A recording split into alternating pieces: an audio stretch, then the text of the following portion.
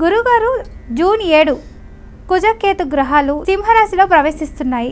So దీనివల్ల ప్రభావం ఎలా ఉండబోతుంది మిగతా రాశుల వాళ్ళకి? చాలా మంచి ప్రశ్న వేశారమ్మా. జూన్ 7 కలుస్తున్నప్పటికీ జూన్ 7 ముందు నుంచే దేశవ్యాప్తంగా కొన్ని ప్రభావాలు ఉంటాయి. ముందుగా ఈ కుజుడు ఫైర్ కారకుడు, పేలుళ్ళు కారకుడు, ఆర్మీ కారకుడు, పోలీసు, వీళ్ళందరికీ కారకుడు. సింహరాశి అనేటువంటిది అధికారుల్ని, రాజకీయ నాయకుల్ని తెలిపేటువంటి స్థానం అది. కేతు ఈజ్ ది కారక ఆఫ్ సపరేషన్, అంటే కొన్ని రాజకీయ వాళ్ళల్లో కొంత చీలికలు రావడం, కొన్ని పార్టీల్లో చీలికలు రావడం ఒకటి. రెండవది రాజకీయ నాయకులకు కొంత ముప్పు ఉంటుంది, లేదా కొంతమంది మార్పులు ఈ సంవత్సరంన్నరలో మార్పులు జరుగుతాయి, ఒక్క రోజులో కాదు. అలాగే మరొకటి ఏంటంటే కొంచెం అగ్ని ప్రమాదాలు జరగడానికి ముందు నుంచే జూన్ 7 వరకు అక్కర్లే, ఇంకా ముందు నుంచే మేలోనే జరుగుతాయి కూడా కొన్ని అగ్ని ప్రమాదాలు జరగడం.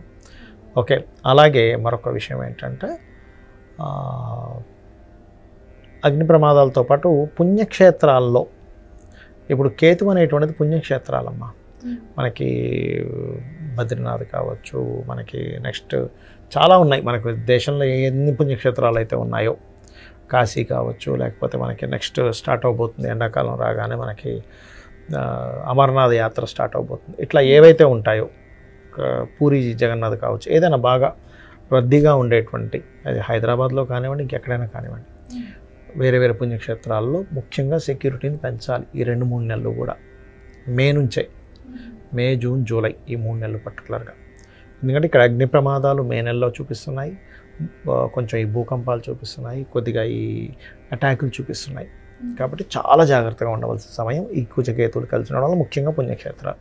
ఇక 12 లగ్నాల వారికి, ఎందుకు లగ్నం అంటున్నానంటే లగ్నం ఈజ్ మెయిన్. లగ్నం తెలియని వారు రాశి నుంచి చూసుకోవచ్చు. ఇక వృషభం వారికి తీసుకున్నారనుకోండి, ఇక్కడ వీరు పర్టికులర్గా లాంగ్ జర్నీ చేసేటప్పుడు కొంచెం జాగ్రత్తగా ఉండాలి. అలాగే ఏదైనా ల్యాండ్స్, ఎందుకంటే 4వ స్థానం కదా. అయితే మేషం వారికి కొంచెం సంతానాన్ని పొందే విషయంలో కానీ, ఎవరికైనా కొత్త ఫ్రెండ్స్ని ఏర్పాటు చేసుకునే విషయంలో కూడా జాగ్రత్తగా ఉండాలి. వృషభం వారు ఏదైనా ల్యాండ్స్ తీసుకునే విషయంలో, ల్యాండ్ రిజిస్ట్రేషన్ చేసుకునే విషయంలో జాగ్రత్తగా ఉండాలి. కాకపోతే పూర్వీకుల ఆస్తులు వచ్చే విషయంలో కొంత డిస్టర్బెన్స్ ఏర్పడి వస్తుంది కూడా.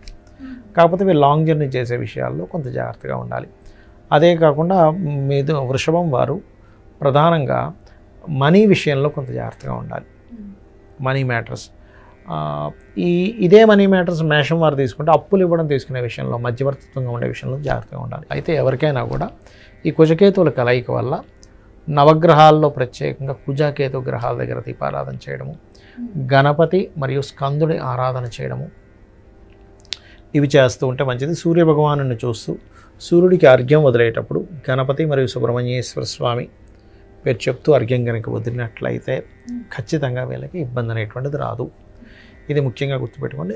నేను అందరికీ చెప్పేది ఒకటే, పుణ్యక్షేత్రాలకి, పుణ్యతీర్థాలకి వెళ్ళేటప్పుడు కేవలం పోలీసులు మాత్రమే వాళ్ళే మనల్ని రక్షించాలని కాదు, ప్రతి వ్యక్తి కూడా ఒక జవాన్ లాగా, ఒక పోలీసు లాగా అబ్జర్వేషన్లో ఉంటూ మనల్ని మనం కాపాడుకోవాలి.